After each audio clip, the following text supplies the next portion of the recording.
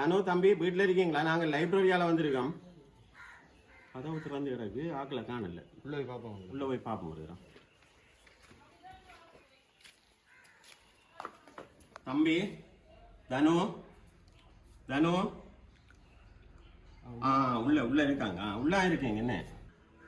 வாங்க வாங்க வாங்க. நான் ஃபோன் பார்த்துருந்தேன், கேட்கல எனக்கு. வாங்க வாங்க.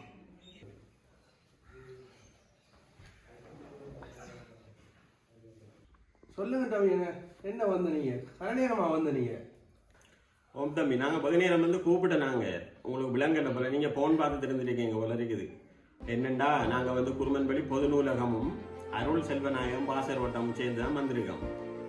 என்னண்டா, ஒவ்வொரு வருஷம் நீங்கள் வந்து எங்களுக்கு லைப்ரரிக்கு புத்தகங்கள் வாங்கி தரீங்க தானே.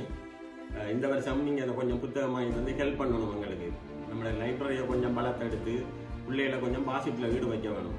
பிள்ளைகள் அங்கே இங்கே போய் அவங்களோட கவனம் சிதறாமல் வேறு இதுகளில் ஈடுபடாமல் அவங்கள வாசிப்பில் கொஞ்சம் ஈடுபட வைக்கணும். அதுக்கு உங்களோட பங்களிப்பு முக்கியமாக இருக்குது. நீங்கள் ஒவ்வொரு வருஷம் செய்கிறீங்க, இந்த வருஷமும் கட்டாயம் உங்களை கொஞ்சம் புத்தகம் வாங்கி தரணும். ஓகே ரவி. என்ன, நான் ஃபேஸ்புக் பார்த்து இருந்தேன்.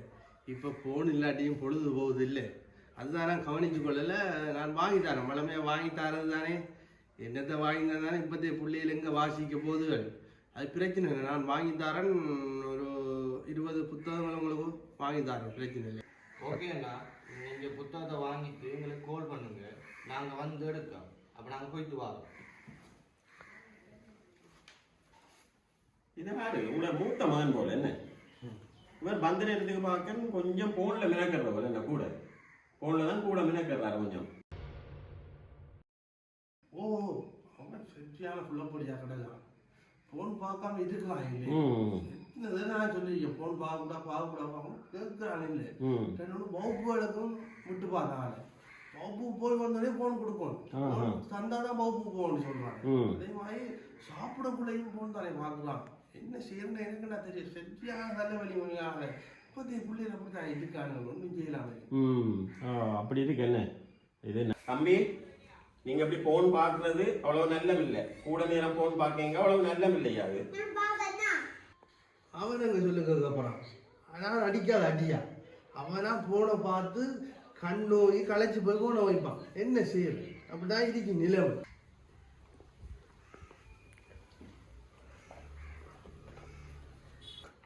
தம்பி, நீங்க ஒரு தரம் பின்னேறான் நூலகத்துக்கு கட்டாயமா வந்துட்டு போங்க ஒரு தரம். சரி சரி வாங்க.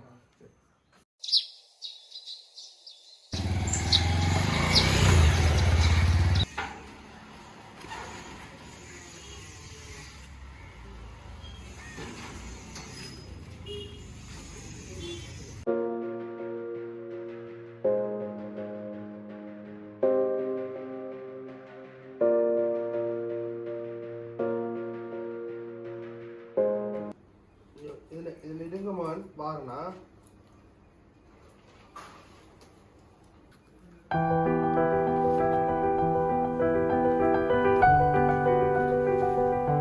தவியல வாங்க தம்பி, வாங்க வாங்க, இருங்க வாங்க இருங்க. என்னடா தம்பி, நான் வர சொன்ன உங்களோட மகன் கூடுதலா போன் பார்க்க, நீங்களும் அவர் கூடுதலா போன் பார்க்கறன்னு சொல்றீங்க. வீட்டுல நீங்க கூடுதலா போன் பார்க்கீங்க. வீட்டுல அம்மா அப்பா போன் பார்த்துட்டு இருந்தாங்கண்டா பிள்ளைகளை தானே செய்யும். யோசிச்சு பாருங்க. நீங்க நம்ம பெரிய ஆக்கள், நம்ம முன்னுதாரணமா இருக்க வேண்டிய ஆக்கள், நம்ம செய்யறத தான் பிள்ளைகளை செய்யும். நம்ம போனை தூக்கி பார்த்தோம்டா பிள்ளைகளும் போனை தான் தூக்கி பார்க்கும். அதை நம்ம மாற்றணும். டைம் கிடைக்கிற நேரம் நீங்க என்ன செய்யணும், புத்தகங்களை தூக்கி நீங்க வாசிக்கணும்.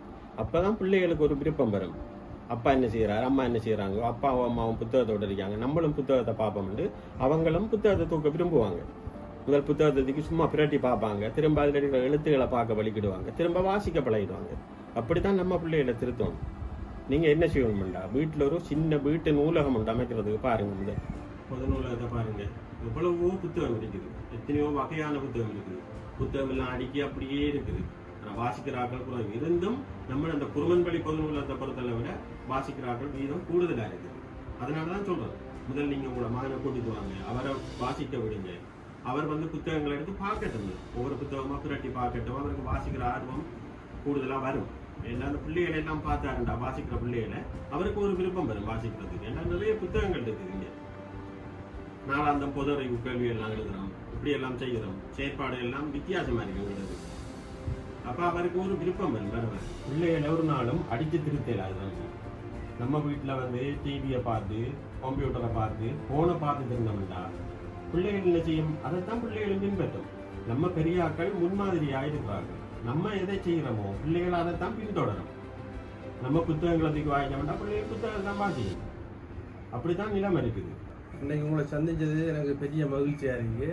நானும் பொடியனை எப்படியாவது திருத்தலாம் அடிச்சடிக்கு பார்த்தா இந்த விஷயம் எனக்கு விளங்கலை. உண்மையாக நீங்கள் சொல்கிறது சரியா, நம்மளை பார்த்து தான் பிள்ளை எல்லாத்தையும் பழகி கொள்ளுது.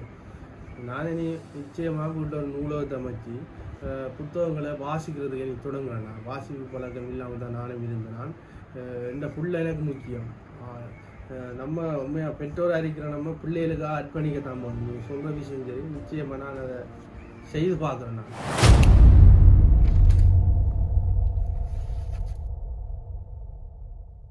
கற்க கசடுகளை கற்பவன் கற்றதி நீக்க அதற்கு தக.